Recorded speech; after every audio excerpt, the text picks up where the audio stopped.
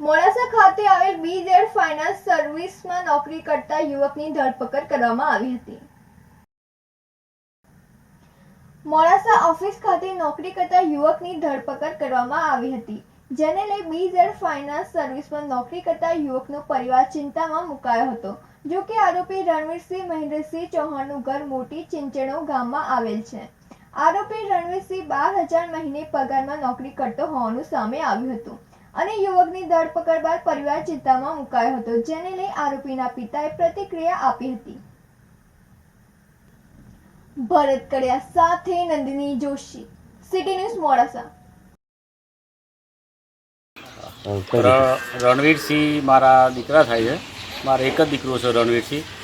અને ગ્રેજ્યુએશન કર્યા પછી કોઈ નોકરીની કોઈ શક્યતાઓ નથી દેખાતી. અને કોઈ મિત્ર વર્ગ દ્વારા આપણા ભૂપેન્દ્રસિંહ ઝાલા BZની અંદર વાત મળી તો એ નોકરી માટે તૈયાર થયા અને 12,000 પગારના રીતે 1 વર્ષથી નોકરી બજાવે છે. હાલ CID ક્રાઇમ બ્રાન્ચે જે ધરપકડ કરી છે એના લીધેથી અમારા પરિવારની અંદર શોક અને લાગણી બહુ છે. બરાબર. અને એમના એક પત્ની અને એક બાળકી નાની છે 4 મહિનાની.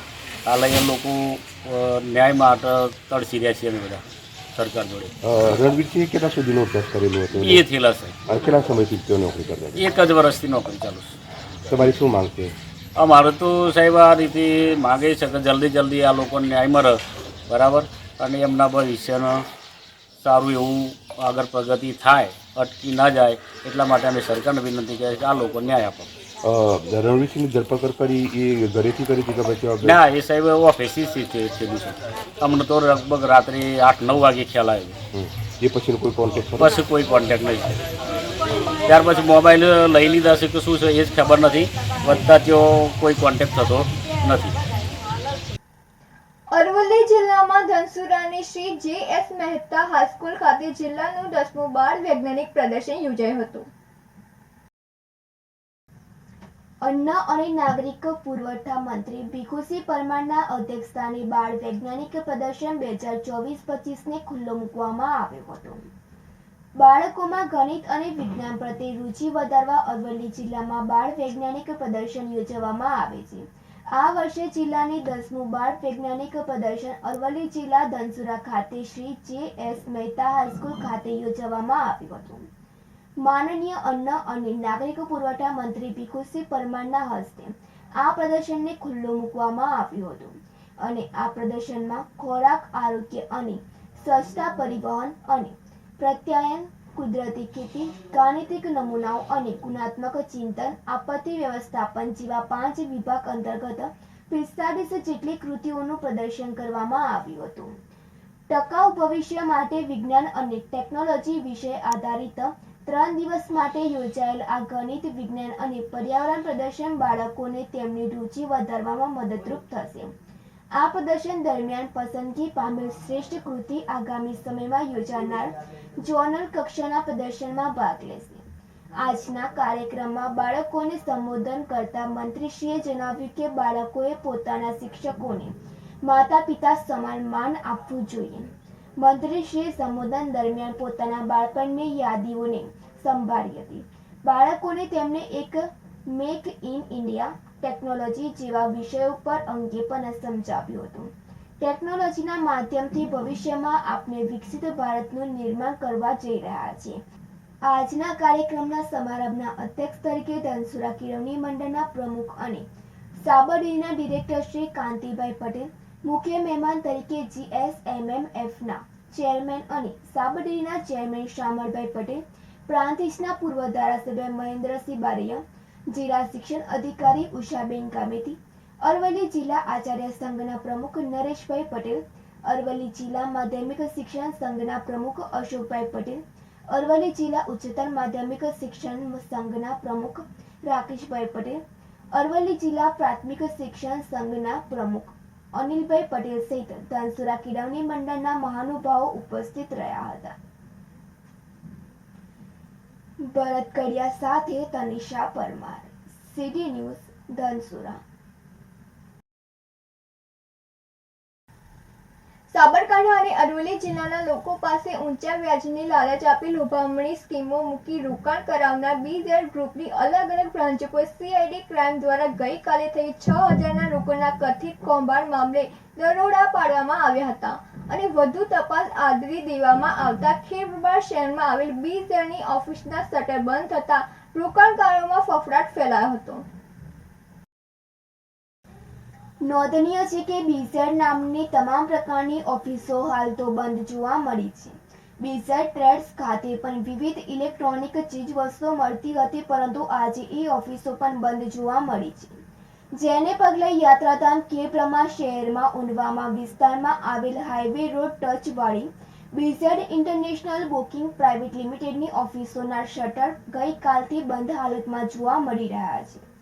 જે આજે બીજા દિવસે પણ ઓફિસ બંધ છે અને આ ઓફિસ દ્વારા કંપનીમાં કેટલું રોકાણ કરાયું છે, કયા રોકાણકારો કેટલા રૂપિયા છે, તે કોઈ રોકાણકાર શબ્દ બોલાવવા તૈયાર નથી અને લોકો ચૂપચાપ સહન કરી રહ્યા છે. એ જ રીતે જનરલ હોસ્પિટલની સામે આવેલ BZ ગ્રુપના ઇલેક્ટ્રોનિક આઇટમનો શોરૂમ, જેનું ઉદ્ઘાટન તારીખ 21 નવેમ્બરના રોજ એટલે કે 7 દિવસ પહેલા જ ઉદ્ઘાટન થયું હતું. આ શોરૂમ પણ ગઈકાલ બપોર પછી બંધ થયેલ છે, જે હજુ આજે પણ ખોલવામાં આવેલ નથી. એટલે કે ખેડબ્રહ્મા, પોશીના અને વિજયનગર તાલુકામાંથી કેટલાક રોકાણકારોના રૂપિયા સલવાય છે તે હજુ જાણવા મળેલ નથી. ભરત ચૌહાણ સાથે તનિષા પરમાર, સિટી ન્યૂઝ, ખેડબ્રહ્મા.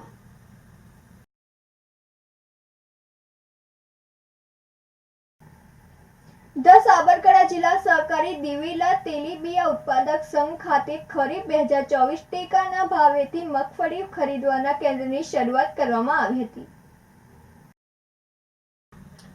ઈડર તાલુકાના મગફળી પકવતા ખેડૂતોના હિત અને માંગને ધ્યાનમાં લઈ કૃષિ મંત્રી રાઘવજીભાઈ પટેલની સૂચનાથી દેશ સાબરકાંઠા જિલ્લા સહકારી દિવેલા તેલીબિયા ઉત્પાદક સંઘ ખાતે તારીખ 28/11/2024ને ગુરુવારના રોજ ખરીફ 2024 ટેકાના ભાવની મગફળી ખરીદવાના કેન્દ્રની શરૂઆત ચેરમેન અશોકકુમાર પટેલ, પૂર્વ સંસદ સભ્ય તથા ગુજ કોપ ફેડરેશનના ચેરમેન સતીશભાઈ પટેલ, પાંજરાપોળ સંસ્થા ઈડરના પ્રમુખ અને ભાજપના અગ્રગણ્ય કાર્યકર પૃથ્વીરાજ પટેલ દ્વારા કરવામાં આવી. આ પ્રસંગે ઈડર તાલુકાના કૃષિ આગેવાનો, મગફળી પકવતા ખેડૂતો અને સહકારી આગેવાનો તથા દિવેલા સંઘના સંચાલક મંડળના સભ્યો ખાસ ઉપસ્થિત રહ્યા હતા.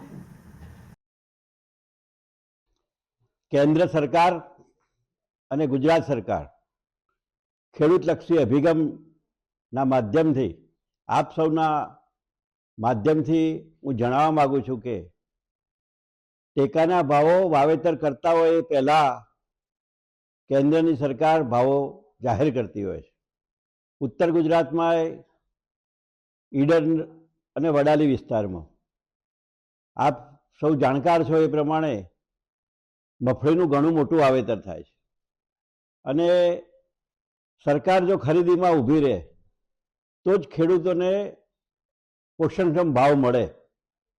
તો સરકારે નક્કી કર્યું કે ટેકાના ભાવે ખરીદી શરૂ કરવી. ઈડરમાં મોહનપુરા દિવેલા જે જિલ્લા કક્ષાનો સંઘ છે, અમે તેલીબિયાની ખરીદી પુષ્કળ કરતા હોય છે. ગયા વખતે પોતાના માથે 5 કરોડની મગફળીઓ ખરીદી હતી. એટલે આ વખતે અમને વારંવાર રજૂઆત કરી. અમે સૌ દીપસિંહભાઈ છે, આપણા પૂર્વ સાંસદ, આપણા હાલના મોડાસાના ધારાસભ્ય ભીખુસિંહ પરમાર, અશોકભાઈ, આ બધાએ મહેનત કરી અને અહીંયા ખૂબ મોટી જગ્યા છે. ખેડૂત આવે તો એને એનું ટ્રેક્ટર મૂકવાની પણ સારી સગવડ મળે. કંઈક ખેડૂતની તકલીફ હોય તો અમે એને જાણી શકીએ, એને નિરાકરણ લાવી શકીએ. એટલે આ મોટી જગ્યા ઉપર સરકારે અમને જે કેન્દ્ર ખોલવાની મંજૂરી આપી એ ખૂબ સરાહનીય કામગીરી છે. ખેડૂતને આ બાજુના ખેડૂતને ઠેઠ પેલી બાજુ જવું પડે, રસ્તામાં ઈડરનો ટ્રાફિકની સમસ્યાઓ અને એમાંથી નિરાકરણ કેવી રીતે આવે.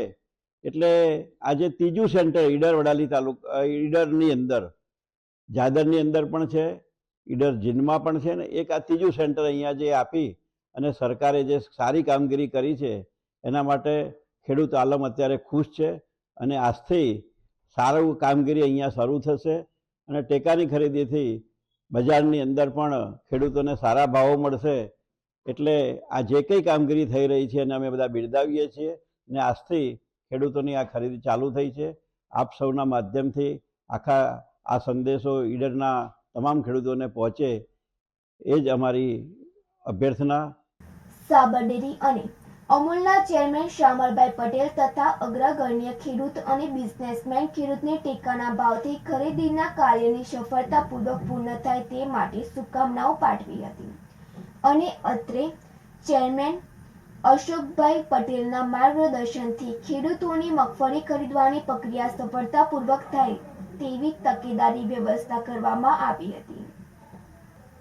રાજેશ ચાવડા સાથે તનિષા પરમાર, સિટી ન્યૂઝ, ઈડર.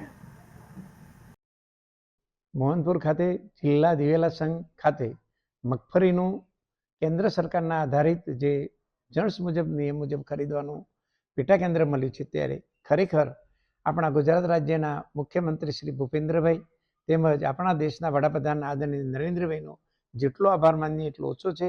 કારણ કે સ્વાભાવિક રીતે એમનો આશય હતો કે ખેડૂત મજબૂત હશે, ખેડૂત ખેતીની આવક સારી હશે, પ્રગતિ કરી રહ્યો ખેડૂત તો જ દેશ આગળ વધી શકે. અને ખેડૂતને જે બમણી આવક કરવાની વાત કરી હતી એમાં પણ ઘણી બધી પ્રગતિ થઈ છે અને એનું મૂળ કારણ આ જ છે કે જણસના ભાવ જે વધી રહ્યા આજે 10 વર્ષ પહેલા જે ભાવ હતા એના કરતાં ડબલથી પણ વધારે થઈ ગયા છે. ત્યારે ખરેખર એ આવકાર્ય છે અને સામાન્ય માણસ પણ જ્યારે મોહનપુર દિવેલા સંઘ ખાતે જ્યારે મગફળી લઈને આવે ત્યારે એને સવલત પણ સારી મળશે, મોકરાશ પણ મળશે, જગ્યા પણ સારી છે અને ખરેખર ખેડૂતને પણ ખૂબ આનંદ થશે. અને ખેડૂત જ્યારે સ્વાભાવિક આવા સેન્ટ્રલમાં આવે ત્યારે એને આનંદ થાય. એ જ સરકારનો પણ ધ્યેય છે કે ખેડૂત પ્રગતિશીલ બને, આનંદમંદ બને અને ખરેખર સમૃદ્ધિ તરફ જાય એ પગલો લઈ રહી છે. ત્યારે ખરેખર સરકારનો તેમજ દિવેલા સંઘના ચેરમેનશ્રીનો, એમના બોર્ડનો અથવા તો જેને સહયોગ કરે બધાનો જેટલો આભાર માનીએ એટલો ઓછો. એટલા માટે કે ખરેખર આવું ઈડર ખાતે જ્યારે મળી હોય કેન્દ્ર, એ ગૌરવ અને આનંદની વાત છે. ફરીથી પણ આપ કહું છું કે કેન્દ્ર સરકારને ગુજરાત સરકાર જે કે સાહસ કરી રહી છે તે ખેડૂતો માટે આવકારદાયક છે અને ખેડૂતો પ્રગતિના પંથે જાય એ જ અભિલાષા સાથે ખૂબ ખૂબ અભિનંદન પણ પાઠવું છું, આવકારું છું પણ. મોડાસા હિંમતનગર રોડ પર ભૂપેન્દ્રસિંહ ઝાલાનું વૈભવી ફાર્મ હાઉસ આવેલ હોવાનું સામે આવ્યું હતું. બીઝેડ ફાઇનાન્સ કંપનીના સીઈઓ ભૂપેન્દ્રસિંહ ઝાલાનું મોડાસા રોડ પર વૈભવી ફાર્મ હાઉસ આવેલ છે. આ farm house Modasa Himmatnagar road પર લીંભોઈ પાસે આવેલું છે, જેમાં જુલાઈ મહિનામાં જ 50 લાખની કિંમતનું અદ્યતન ફાર્મ હાઉસની ખરીદી કરવામાં આવી હતી અને લાખોની ડીલ કરેલ છે. આમ ફરાર બીઝેડ સીઈઓની સંપત્તિઓનો અરવલ્લીમાં પણ જમાવડો સામે આવ્યો હતો. ભરત કડિયા સાથે નંદિની જોશી, સિટી ન્યૂઝ, મોડાસા.